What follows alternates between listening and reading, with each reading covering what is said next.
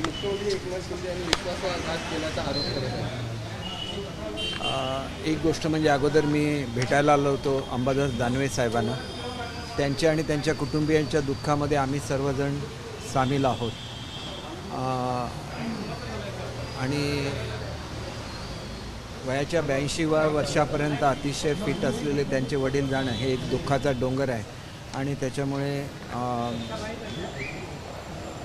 एकंदरीत ते विरोधी पक्षनेते म्हणून चांगलं काम करत असताना या दुःखाच्या मधून बाहेर पडून महाराष्ट्राची चांगली सेवा त्यांच्या हातून घडो असं मी त्यांच्या कुटुंबाच्या आणि त्यांच्या वडिलांच्या आत्म्याला शांती मिळो अशी ईश्वरचरणी प्रार्थना करतो। आपण जो मुद्दा काढलेला आहे त्याच्यामध्ये 2 भाग आहेत जे मला विशेषतः बघा, मनोजदादांच्या तब्येतीबद्दल सगळ्यांनाच काळजी असते, परंतु स्वतःहून उपचार न घेते हे स्वतःवर अन्याय करणारं असतं आणि ज्या पद्धतीने त्यांच्या नाकामधून रक्त येत असतं तर नाकामधून रक्त कधी येतं ज्यावेळेला तुमच्या मेंदुलावर तुम्ही खूप जास्त तुमच्या त्या उपवासामुळे आणि ह्याच्यामुळे ज्यावेळेला परिणाम होतो तर त्यांनी आपल्या तब्येतीची काळजी घेतली पाहिजे असं मला पहिल्यांदा त्यांना सांगावंसं वाटतं। प्रश्न आहेत सुटत राहतात। एवढा मोठा मराठा आरक्षणाचा प्रश्न होता, 2.5 कोटी लोकांचं सर्वेक्षण एवढ्या कमी दिवसामध्ये करणं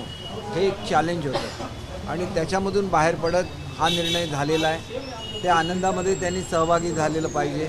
आणि दुसरं, कुणबी आरक्षण हे सुरुवातीपासून महाराष्ट्रामध्ये होतं, परंतु मराठवाड्यामध्ये दाखले मिळत नव्हते आणि त्याच्यामुळे दाखले देण्याची प्रोसेस सुरू झालेली आहे।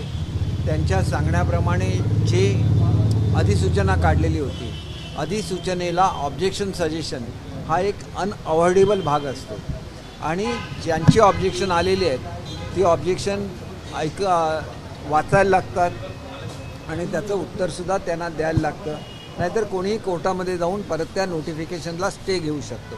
त्याच्यामुळे ही प्रक्रिया व्हायला काही दिवस लागणार आहेत आणि तेवढे दिवस त्यांनी थांबले तर पुन्हा काही कॅबिनेटकडे जायला लागत नाही किंवा पुन्हा विधानसभेमध्ये सुद्धा ते आणायला लागत नाही आणि त्याच्यामुळे ही एक ऑटोमॅटिक प्रोसेस आहे जी पूर्ण करायलाच लागते कायद्याप्रमाणे आणि ती पूर्ण होते।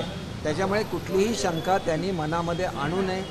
मराठा आरक्षण असेल, कुणबी दाखल्यांचा प्रश्न असेल, मुख्यमंत्री स्वतः त्याच्याबद्दल मुख्यमंत्री महोदय अतिशय सेन्सिटिव्ह आहेत आणि ते त्याच्या संदर्भात ॲक्शन्स घेत आहेत आणि त्याच्यामुळे आपण जर कुठेही काही बोलायला गेलो तर मग वेगळ्या तऱ्हेची रिॲक्शनसुद्धा समाजामधून त्याच्या संदर्भात येत असते आणि मराठा आरक्षण हे कुठल्याही OBCच्या आरक्षणाला धक्का न देता घेतलं जाईल हे जे मुख्यमंत्री महोदयांनी सांगितलेलं होतं ते पूर्ण केलेलं आहे आणि त्याच्यामध्ये वादाचे कुठलेही प्रसंग उद्भवता कामा नये महाराष्ट्रामध्ये। याच्यासाठी मनोजदादांनी सुद्धा सहकार्य करावं। थोडा वेळ थांबले तर कुणबी दाखल्यांच्या संदर्भातला सुद्धा त्यांचा जो प्रश्न आहे तो सुद्धा लवकरच मार्गी लागेल याची मला खात्री आहे। आमच्यामुळे एकनाथ शिंदे पांढरे कपडे घालून येतात नाहीतर टिकलं लावून देतील असं देखील आज जरांगे पाटील बोलतात। कुठेतरी आक्रमक झालेलं दिसतं जरांगे पाटलापासून। हे बघा, ज्या वेळेला त्यांच्या मागण्या आणि मागण्याच्या संदर्भात त्यांनी बोललं पाहिजे। आदरणीय शिंदेसाहेब हे सुद्धा मराठा समाजाचं नेतृत्व आहे। एका वेळेला ज्यावेळेला तुम्ही त्यांना अशा तऱ्हेने बोलता त्याला एका अर्थाने इनडायरेक्टली समाजाचा सुद्धा अपमान होत असतो।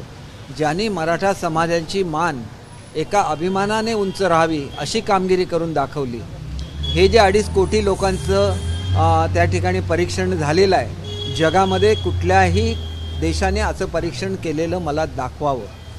मग आपल्या समाजासाठी एवढं तळमळून एखादा मनुष्य काम करत असेल तर समाजाने सुद्धा त्याची पाठराखण करायला लागते आणि मनोजदादा सध्या समाजाचं प्रतिनिधी म्हणून बोलतात, त्याला त्यांनीसुद्धा हे लक्षात घेणं आवश्यक आहे आणि त्याच्यामुळे मला वाटतं की दोन्ही प्रश्न सुटलेले आहेत आणि प्रश्न सुटलेले असताना पुन्हा स्वतःच्या जीवाला त्रास करून घेणं हे योग्य नाही, एवढंच मला या निमित्ताने सांगायचं आहे। प्रश्न सुटला आहे, परंतु त्यांनी आता 24 तारीखपासून रास्ता रोकोची घोषणा केलेली आहे।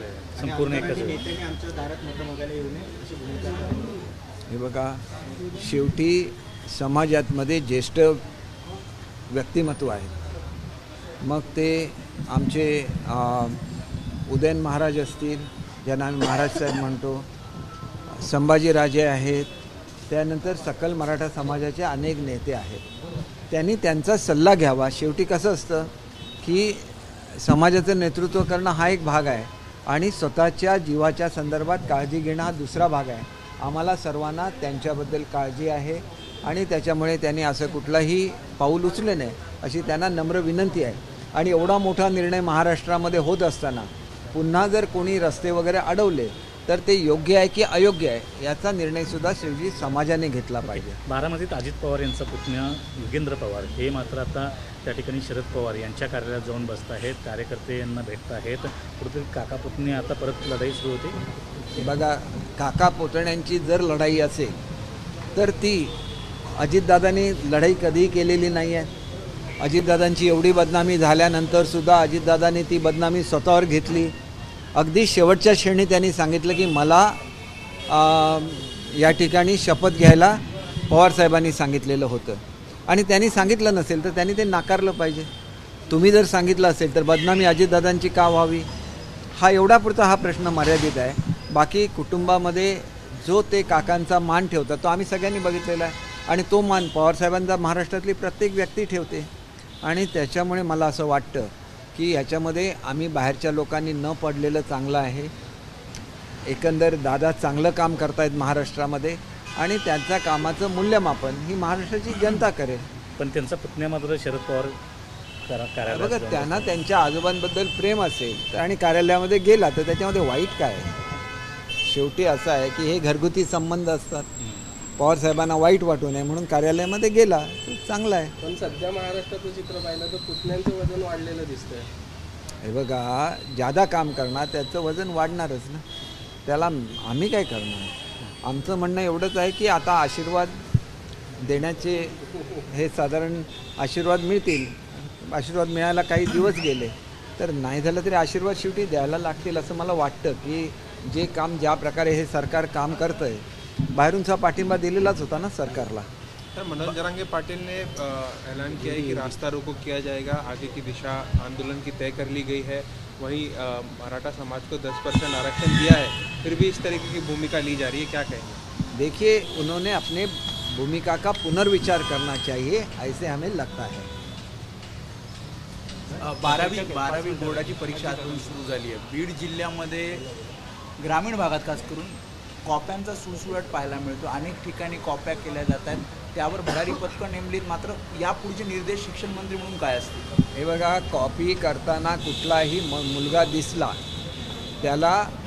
त्याच्यावर ॲक्शन घेतली जाणार एवढं मी 100% सांगतो.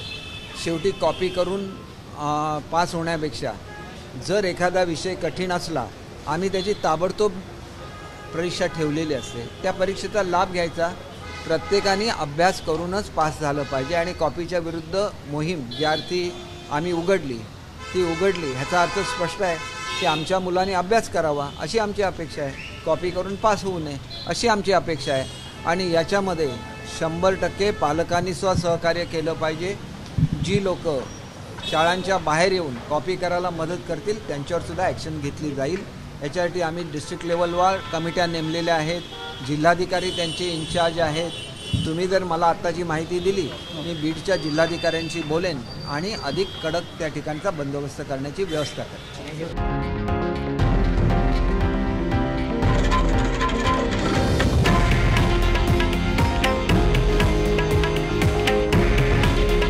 हे आहे देशातील नंबर 1 न्यूज नेटवर्क आणि आपण पाहत आहात TV9 मराठी. काळजी तुमची, हित महाराष्ट्राचं.